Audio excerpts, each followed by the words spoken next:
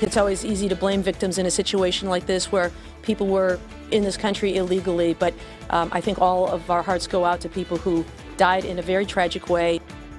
New developments in a Novi house fire that killed 5 people. The feds filed charges against the man who owned that home. The new charges are part of the ongoing investigation into that deadly fire. All 5 victims, Mexican nationals who entered the country illegally.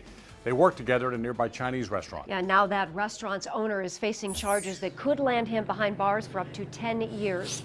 The Now's Jane Park joins us live with more. Jane? Well, Joanne, Stephen, Roger Tam stood stoic next to a translator in federal court today as a judge charged him with harboring illegal immigrants, all 5 of whom were killed in that house fire January 31st. And prosecutors say Roger Tam was housing the 5 Mexican nationals. 3 of them were teenagers in the basement of his Novi home on Mystic Forest Drive. When Tam arrived the morning of the 31st to pick them up for work at his restaurant, Kim's Garden, he found his house on fire and called 911. Prosecutors tell us Tam did not let authorities know right away there were people in his basement. All 5 victims were found to have died of smoke and soot inhalation. Investigators say the fire was likely caused by careless smoking. And inside the basement, they found smoke detectors had been disabled and there were no egress windows. Both of those serious building violations.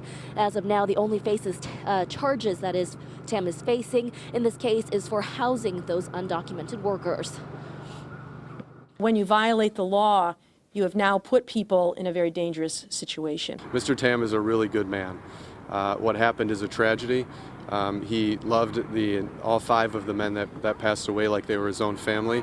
He's never been in trouble before, and I look forward to myself and Mr. Gassar coming back on Wednesday to argue for Mr. Tam to get to go home to be with his family.